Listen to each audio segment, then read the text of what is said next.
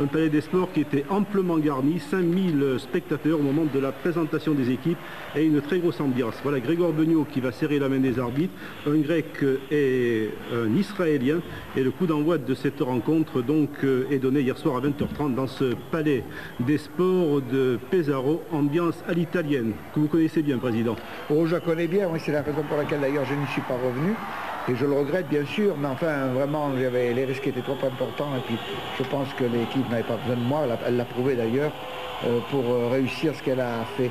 Et si après avoir visionné un petit peu ces voilà, images... premier panier de Grégor Beugnot qui ouvre le score, donc 2-0, alors que du côté espagnol, eh bien c'est le 5 qu'on a vu ici sur le parquet du Palais des Sports avec Vecchiato, Magnifico qui est le capitaine de cette équipe, Petrovic, Grassis en meneur de jeu et Greg Ballard, l'américain, qui n'a pas été très heureux d'ailleurs au cours de cette soirée puisqu'il a marqué que 13 points.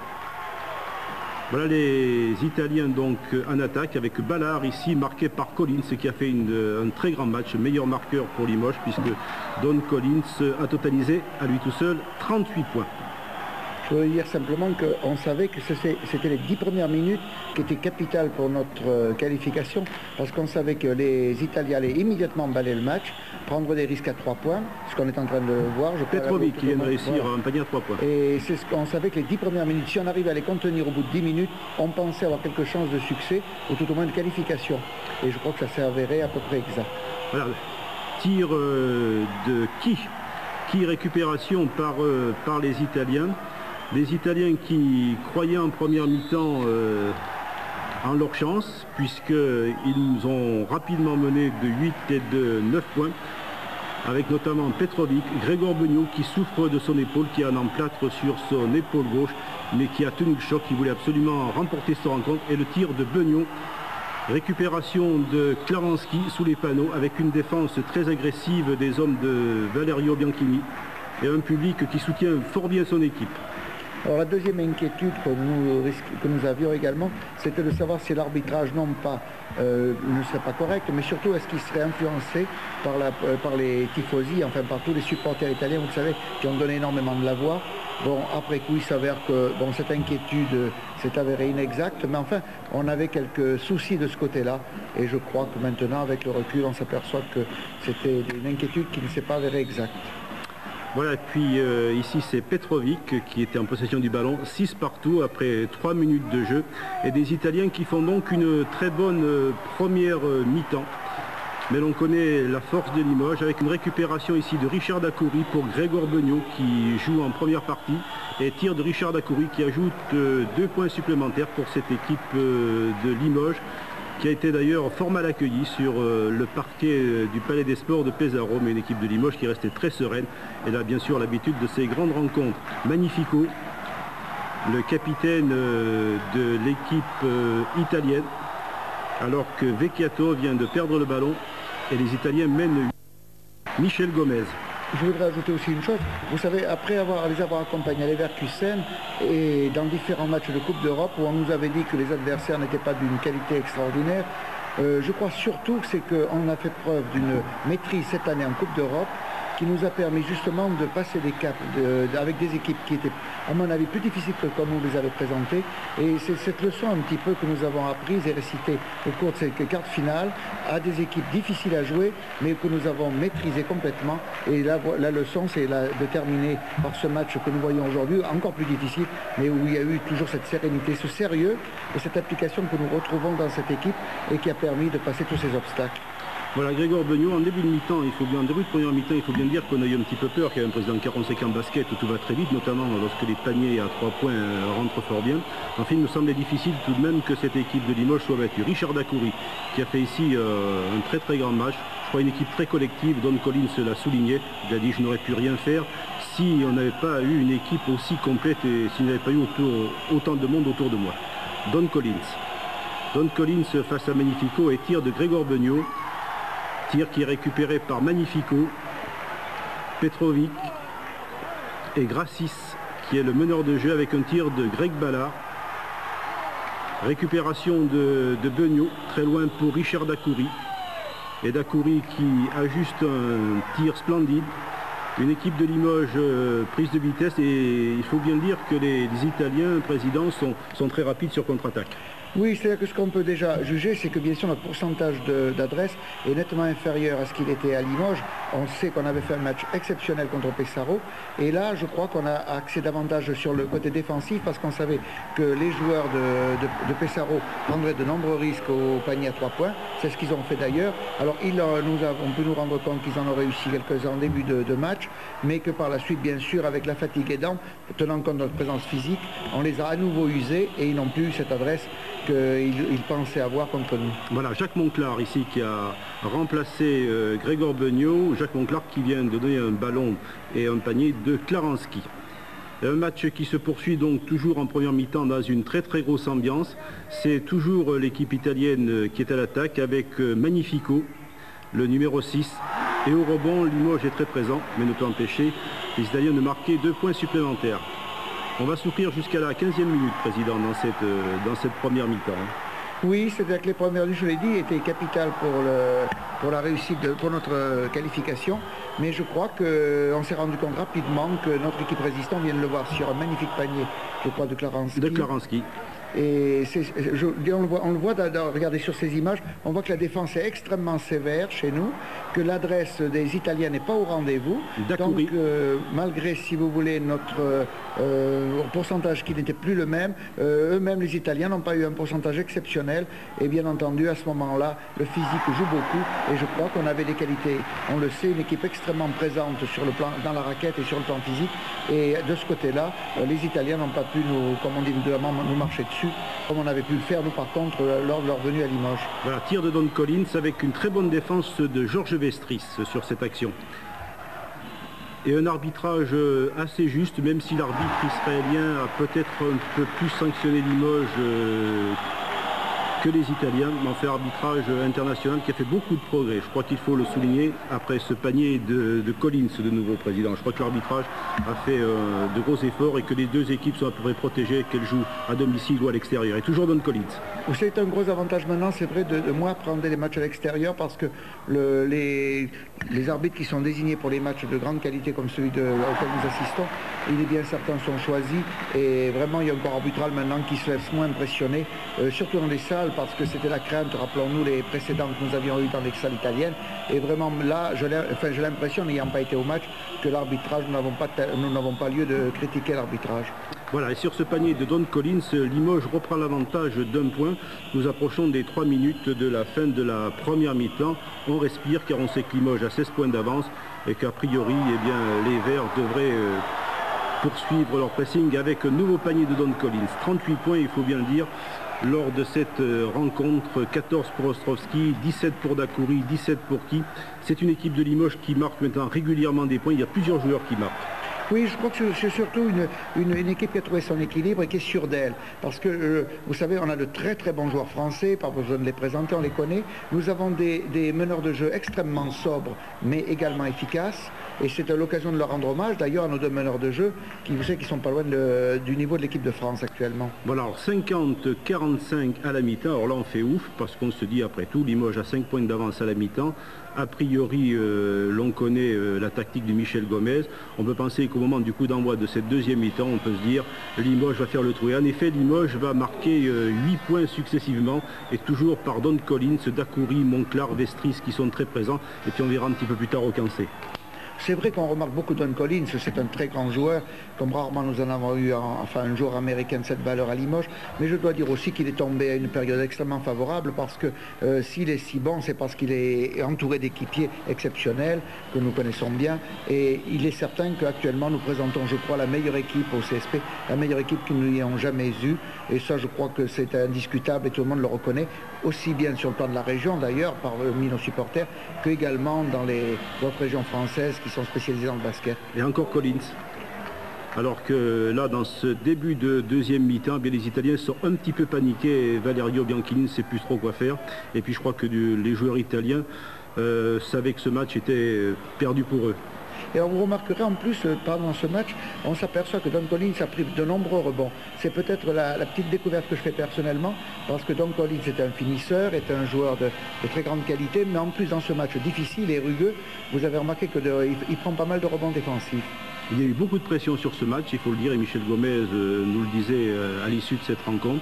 Jacques Monclar, ici, qui va trouver sous les panneaux Okanse, qui a fait un très bon match hier soir. Okanse qui devient un garçon peut-être plus sérieux. Mais écoutez, Okanse a changé beaucoup depuis un mois. Je l'avais signalé à nos dirigeants. J'ai eu la chance d'accompagner pas mal en tournée ces temps-ci notre équipe. Et je trouve un grand changement de Okanse. Je crois qu'il commence à mûrir. Il se rend compte qu'on ne peut pas réussir une carrière en étant trop individualiste et qu'il faut être collectif. C'est un sport où c'est un jeu d'équipe, le basket. Je crois qu'il commence à se rendre compte et il commence à très bien s'intégrer, je dirais, sur le plan technique, mais également sur le plan mental. Je crois c'est un garçon qui est en gros progrès et j'espère qu'il va continuer dans cet esprit. C'est important pour Limoges, Hugo Kanse et Stéphane Ostrovski qui est aussi un excellent joueur. Je crois que l'on peut dire que vous avez dans votre équipe les deux meilleurs joueurs français. La presse nationale se plaît à le dire entre Stéphane Ostrovski et Richard Dacoury. C'est de nouveau Limoges en attaque avec Okanse. On est surtout devenu, je crois, une équipe très exportable, c'est-à-dire qu'on arrive à maintenir nos systèmes de jeu et notre façon de jouer, à l'imposer l'adversaire, aussi bien entendu chez nous, où c'est quand même plus facile, mais même à l'extérieur, je le répète, dans cette coupe des coupes, partout où nous avons été, nous avons à peu près imposé notre manière de jouer, et je crois que c'est ça le principe et l'avantage des grandes équipes. On peut dire que Limoges est une image de marque. Indiscutablement, je crois maintenant que nous sommes réputés pour cela. Et nous sommes surtout respectés, je dirais, sur le plan basket. Voilà, on remarque là sur ces images que Ballard n'a plus beaucoup de réussite, que Klarenski se bat sous les panneaux malgré 3 joueurs, et que Klarenski va réussir ici un point supplémentaire, toujours très précieux, c'est lancé franc, bien que Limoges ait eu quelque peu de réussite en première mi-temps. Une récupération ici de Grassis, d'André Grassis, le meneur de jeu de Pesaro, Jacques Monclar. Il faut dire que Limoges a 2 meneurs de jeu, c'est tout de même aussi très important de pouvoir changer. Vous remarquerez également que cette équipe de Pesaro, particulièrement ses intérieurs, enfin ses pivots, sont des joueurs italiens, alors qu'ils ont, si vous voulez, les 2 étrangers qu'ils ont dans leurs équipes sont des joueurs extérieurs, c'est-à-dire davantage des shooters. Voilà le numéro 12, là, Zampolini, Domenico Zampolini, qui n'a pas fait non plus un très grand match. Et Stéphane Ostrovski. Toujours efficace, sans fioriture, mais chaque fois qu'il shoot, c'est 2 points. Vous pensez que Ostrovski, c'est un garçon qui va rester au club? Eh bien écoutez, moi bien entendu avec l'équipe que nous voyons évoluer actuellement, moi si ça ne dépendait que de moi, il est bien certain que tous ces joueurs-là continueraient à jouer à Limoges pendant encore le maximum d'années possible, tenant compte bien sûr de l'âge quand même, mais c'est une équipe exceptionnelle avec qui on a plaisir à être et qu'on a plaisir à voir évoluer, je crois pour tout le monde c'est une grande joie. Et il est bien certain que se passer des services de l'un d'entre eux alors qu'on vit une aventure exceptionnelle, ce serait quand même dommage. Et si ça ne dépend que d'eux, bien entendu, tous ces joueurs, je l'espère, porteront encore le maillot vert l'année prochaine. Voilà, puis on peut regarder le public de Pesaro, un public qui est d'ailleurs en deuxième mi-temps applaudit les joueurs de Limoges, est silencieux un petit peu face à son équipe, un public qui a dû être très déçu, qui est très nombreux, on peut le voir dans cette salle, qui connaît bien le basket. C'est vrai que c'est exceptionnel, se faire applaudir en Italie par une équipe où vraiment vous savez être fort. Et je crois que là, ils se rendent compte qu'il leur est impossible de revenir et que vraiment, ils ont été battus par une équipe plus forte qu'eux. Le public le reconnaît, mais je dis c'est quand même assez rare. Et ça me permet quand même de rendre hommage, bien entendu, à une personne que nous n'avons pas encore citée, c'est l'entraîneur Michel Gomez du Limoges SP, qui est vraiment un garçon exceptionnel, je le dis, par la façon technique dont il dirige cette équipe, mais aussi sur le plan comme il s'est motivé son équipe et lui est présenté l'adversaire dans les préparations d'avant-match, un travail exceptionnel de magnétoscope. Et quand un joueur rentre sur le terrain, un joueur de Limoges, il sait exactement ce qu'il a à faire. Voilà, Stéphane Ostrovski, qui récupération par les Italiens avec Greg Ballard et Magnifico. Magnifico, brillant capitaine, et Limoges là prend de l'avance, 66-57. Donc une équipe de Limoges qui se prépare ici à être qualifiée pour cette 4e finale européenne, 2 de gagnés, l'une de perdue l'année dernière contre Barcelone, et peut-être cette année beaucoup de chance face à Badalone qui a donc souffert hier soir à Leverkusen 97 à 80. Klarenski qui se bat comme un beau diable face à des Italiens qui peuvent encore espérer, mais enfin c'est difficile Richard Dacoury, Richard Dacoury, ça passe à côté. Et récupération de Zampolini. Zampolini pour regardez, Petrovic. Contre exceptionnel de Richard Dacoury. Sur Petrovic. Ah, vous savez que c'est d'abord très beau comme geste. Voilà, et cela amène 2 points de Klaransky. Voilà, exactement. C'est une des plus belles phases de ce que j'ai pu regarder sur votre écran. Voilà, Ballard. Alors on s'aperçoit d'ores et déjà, vous le voyez, que l'équipe maintenant ne cherche pas tellement à gagner le match, mais maintenant à gagner du temps, parce que nous savons que la qualification n'est pas loin.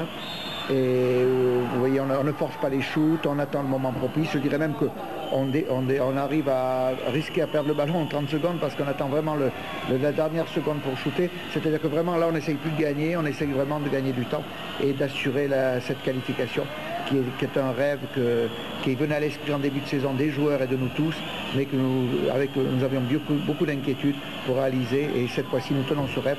Et je suis persuadé que cette équipe, vous savez, à Grenoble, va être difficile à battre en finale.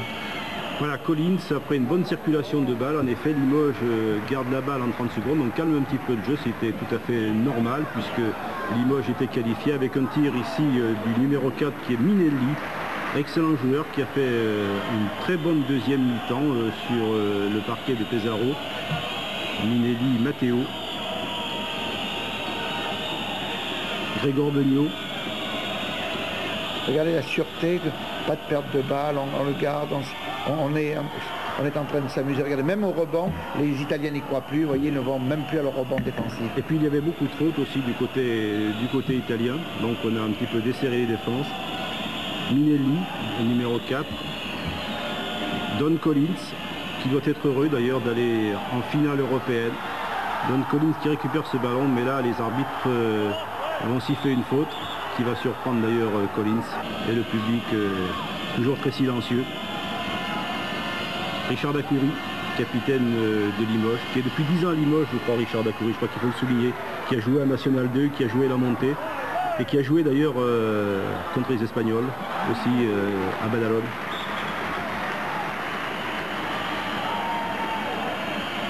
Grégor Beugnot, bien que blessé, Grégor avait envie de gagner ce match. Stefan Ostrowski, Don Collins et panier de Grégor Beugnot. Et faute de Magnifico, Magnifico qui est 200 fois sélectionné en équipe nationale, qui est capitaine de l'équipe italienne, capitaine de l'équipe de Pesaro. Ce panier exceptionnel marqué par les Italiens, alors qu'il était complètement pris par 2 défenseurs de chez nous. Il a réussi grâce à la planche. Ça rappelle un peu ce shoot et en jouant sur la planche, il avait réussi à marquer un panier à 3 points. Voilà, très beau panier de Richard Dacoury. Ce que l'on peut constater, 79-73 en faveur de Limoges, il reste une 44 à jouer. C'est tout de même la bonne santé physique des joueurs de Limoges. Vous savez, il y a une joie de jouer dans cette équipe extraordinaire. D'abord parce que l'équipe est très complémentaire. Et si vous voulez, personne ne fait de l'ombre à personne. Et là, nous avons des joueurs, des artistes, mais nous avons aussi des joueurs de tempérament. C'est un très bon équilibre que nous avons réussi à avoir cette année au Limoges SP. Et je le dis, bien sûr, grâce aussi, bien sûr, au travail efficace de l'entraîneur qui a su calmer un petit peu les qualités de chacun pour rentrer dans une collectivité qui fait des prouesses actuellement sur le plan collectif. Voilà, Greg Ballard, Magnifico. Regardez là encore, vous avez vu au rebond défensif, il y avait 3 verts qui étaient là et qui venaient se prêter main forte. Richard Dacoury face à Greg Ballard, un Américain qui a coûté très cher à Pesaro, 150 millions. Oui, vous savez, le sport n'est pas toujours une question d'argent. Hein. Je crois que les Américains, c'est quand même très cher. Pourquoi on les paye plus cher en Italie qu'en France? Oh, écoutez, je ne cherche pas à comprendre. Nous, on essaye de les payer à leur juste valeur. Et je crois que c'est de faire surtout le bon choix. Je crois et de faire le bon choix. Et je dis jouer dans l'esprit. On joue bien sûr, c'est un sport professionnel. Il est normal que l'argent rentre en compte. Enfin, je pense qu'il faut aussi penser aux couleurs de son maillot. Et je crois qu'au Limoges SP, avant de penser à l'argent, ils pensent quand même à la beauté de ce sport et en même temps également à défendre les couleurs de leur ville. Voilà, c'est Limoges qui récupère tous les ballons. En fin de deuxième mi-temps, Limoges qui va donc vers sa 4e qualification, 79-76. Les Italiens vont revenir très près au score, puisque Limoges va donc perdre cette rencontre sur la pelouse de Pesaro 93, sur le parquet de Pesaro 93 à 91, défaite Michel Gomez regrette un petit peu cette défaite, puisqu'il en avait bien le match bien en main, on aurait pu le gagner. Moi, je crois simplement c'est qu'il n'a pas pu demander un temps mort. Voilà, tir à 3 points de Minelli qui va conclure ce match. Minelli qui termine par un tir à 3 points, ce qui permet donc à Pesaro de remporter cette rencontre 93 à 91. Je crois qu'il aurait fallu absolument le gagner dans les dernières secondes. On aurait pu le gagner, mais je crois que nos joueurs n'ont pas voulu prendre aucun risque. Et c'est tout à leur honneur parce qu'ils ont joué intelligemment. Et je crois qu'il y a le fait d'avoir perdu 2 points est un grand exploit et c'est très bien comme ça. Voilà. Et puis ça permet peut-être de sortir du terrain dans de meilleures conditions. On a laissé le plaisir aux Italiens de gagner de 2 points, mais nous sommes qualifiés, c'est ce qui comptait pour nous. Voilà, nouveau panier de qui a fait également un très très grand match, qui se frotte un petit peu avec Magnifico, et l'arbitre vient de séparer tout le monde. Bon, on se frotte un petit peu au basket tout de même, car il y a beaucoup de contacts, mais le match a été très correct. Mais je le crois, mais vous savez que c'est vrai quand on dit souvent que c'est un sport qui n'est pas viril, il est extrêmement viril, et moi je conseille aux néophytes de regarder surtout la lutte sous les panneaux. Ils verront des combats titanesques et qui sont vraiment impressionnants. Stefan Ostrovski et Klarenski pour 2 points supplémentaires pour Limoges. Les retours des Italiens dans cette dernière minute. Les dernières minutes sont toujours très longues en basket entre les arrêts de jeu.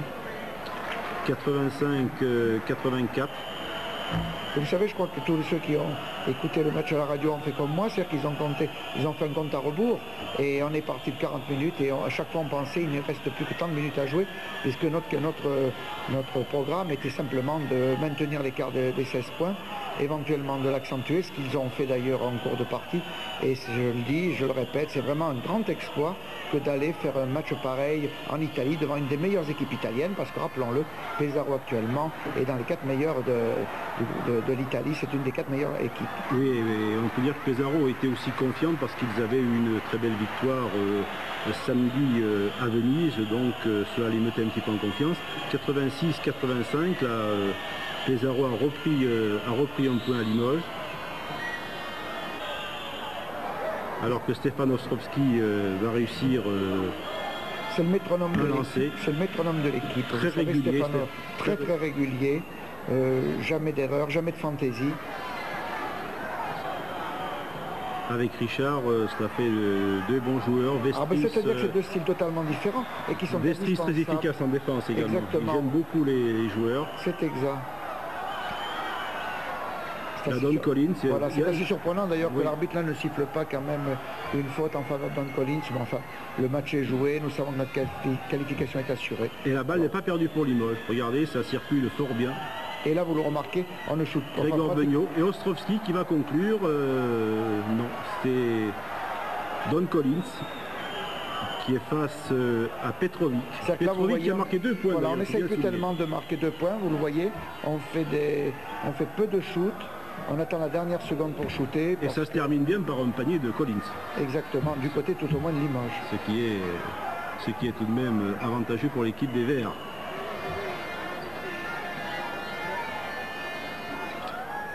Petrovic 2 points en deuxième mi-temps. Oui, mais je crois qu'il y a eu Petrovic, il n'a marqué que 12 points d'ailleurs. C'est exact, il y a eu une très très bonne défense. Je le rappelle, c'est la rigueur du CSP maintenant.